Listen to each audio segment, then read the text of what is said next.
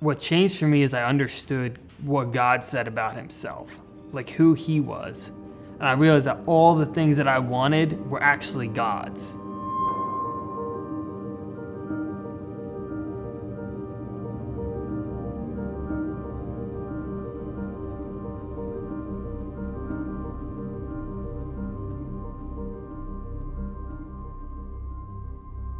I thought you were supposed to set me free. I knew verses like in Galatians when it says it's for freedom Christ has set us free. And I would be like, well, why am I not free then? What aren't you doing? Why are you doing this to me? I remember sitting there as I was making a spreadsheet with one of my mentors, and he looked over at me and he said, "Jon, what is the matter with you?" I said, "What do you mean?" He said, "What are you building?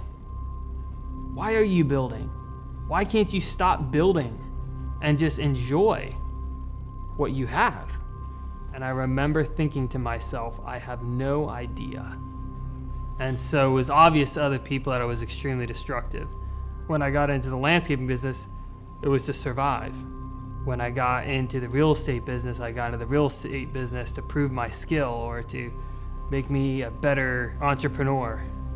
When I started Plant, it was because I thought I had a good idea and I wanted to prove it was a good idea and that I could do it.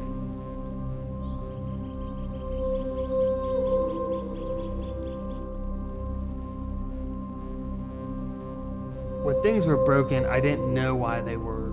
I didn't know. I had no idea. All I knew, I was always anxious. I was always irritable. Like the anxiety, the pressure, the lack of ability to just rest and experience joy and peace and just enjoy God in the midst of uncertainty and enjoy anything for that matter. My kids, my wife, my goodness. The lack of ability to enjoy that stuff, that was like the biggest tell. I would say, though, the thing that really, the catalyst that really changed was when I was drinking too much and I realized that I was drinking too much and I couldn't do anything about it. Like I realized I was absolutely powerless.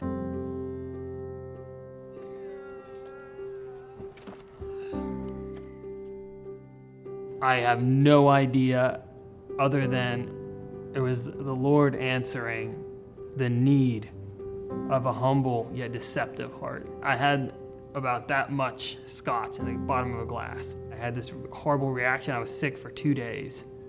And every time I drank alcohol after that, I had the same reaction. And God literally took every desire for alcohol from me.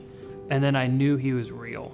Words fail me to even describe it. But that was like the moment I realized, like, wow, God is real and he loves me because he solved the problem I could not solve. He taught me how to sit and listen to him. He taught me how to hear him. Before that, I did not know how to sit still. All I knew how to do was work. I was restless. I was a people pleaser. I could not fix myself. I had tried so hard, and I couldn't do it. And he had to save me, and he did. And from the moment I became intolerant to alcohol was really the moment that I started to see that God was intimately involved in a level that I did not have any frame of reference for. It was like a weight had been lifted off my shoulders, but it took so long for me to believe that, to really experience it and testing it, and him showing me in ways I didn't ask for. It was like a gift that he delivered, and it took me 2 years to unwrap. I finally said, God, I can't do it. I need you to do this for me. And it was like he said, I've been waiting your whole life for this. Finally.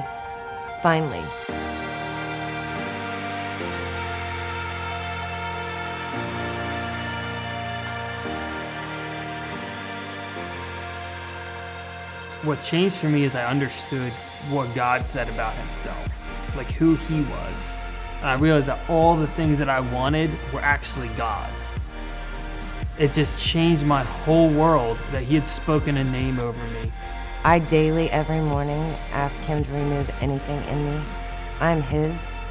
Remove it. And he does.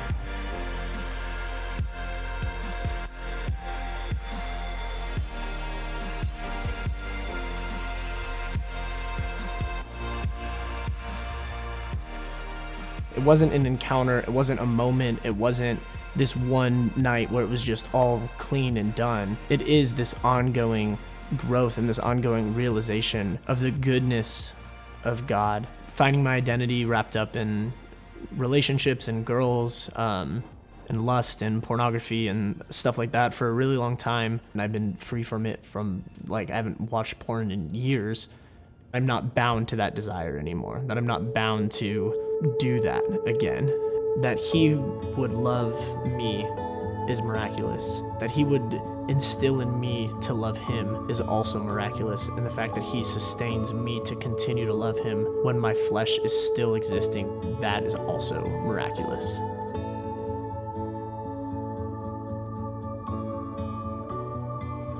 I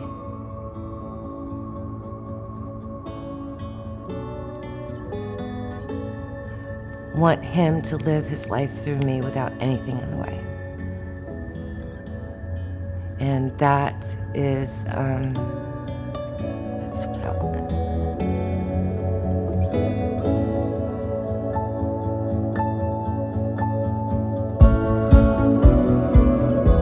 Abiding is simply being.